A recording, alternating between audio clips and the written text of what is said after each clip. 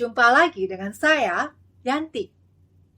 Pada hari Senin kemarin, kita diperlihatkan oleh prahara konstitusional setelah adanya putusan Mahkamah Konstitusi atau MK yang terkait syarat usia menjadi capres dan cawapres yang kemudian berujung menuai banyak sekali pertanyaan dan kritik di kalangan pakar hukum. MK itu seharusnya menjadi penjaga hukum di negeri ini, tapi malah menjadi sangat rapuh ketika ada konflik kepentingan dalam pengambilan keputusan. Ini menunjukkan betapa bobroknya sistem hukum di negara kita. Tapi berselang 1 hari kemudian, yaitu hari Selasa, seolah-olah ada angin segar dalam penegakan hukum di Indonesia. Setelah kita mendengar ada desas-desus akan ada seorang guru besar ilmu hukum yang terpilih untuk menjadi calon wakil presiden. Dan akhirnya pada hari Rabu, tanggal 18 Oktober kemarin, Menteri Koordinator Bidang Politik, Hukum dan Keamanan atau Menko Polhukam, Mahfud MD, sah dideklarasikan sebagai bakal calon wakil presiden pendamping Ganjar Pranowo untuk Pilpres 2024. Untuk kesekian kalinya, Ketua Umum dari PDI Perjuangan, Megawati Soekarno Putri, ini menunjukkan sikap kenegarawanannya dalam memilih dan menentukan sosok pemimpin yang tepat untuk bangsa ini. Dalam hal ini, Bu Mega memilih Mahfud untuk kepentingan bangsa dan negara. Mahfud ini dinilai sebagai sosok seorang intelektual yang sudah mumpuni. Segala pengetahuan dan pengalamannya di masalah hukum ini sudah gak perlu lagi diragukan. Meskipun Mahfud merupakan tokoh yang profesional, yang tidak tergabung di partai manapun, ya artinya kalau memilih Mahfud sebagai cawapresnya Ganjar, maka tidak serta-merta mendapatkan basis massa dari partai.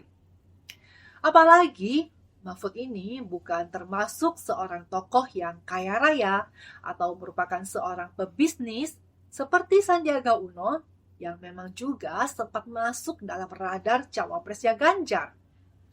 Itu artinya memilih Mahfud tidak bisa diharapkan untuk bantu memodali biaya kampanye.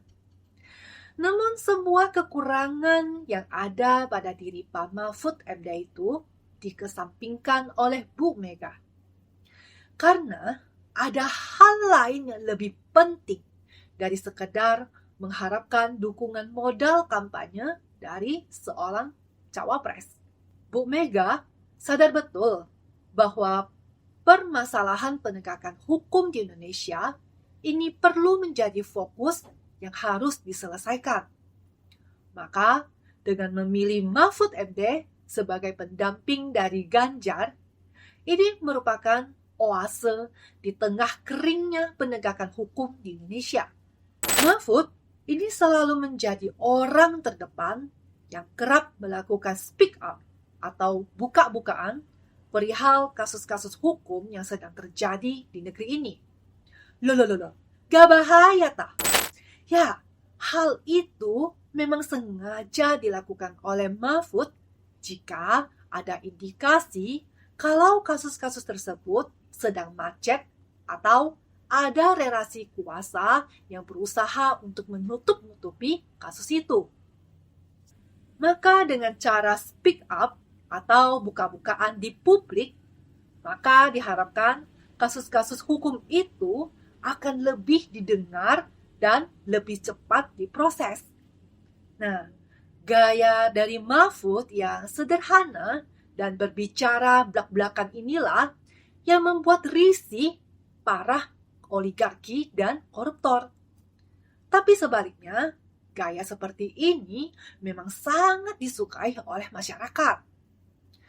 Keberanian dan kejujuran dalam menegakkan hukum tanpa pandang bulu inilah yang menjadikan sosok Mahfud sebagai seseorang yang bisa menyempurnakan kepemimpinan Ganjar untuk Indonesia selama 5 tahun mendatang.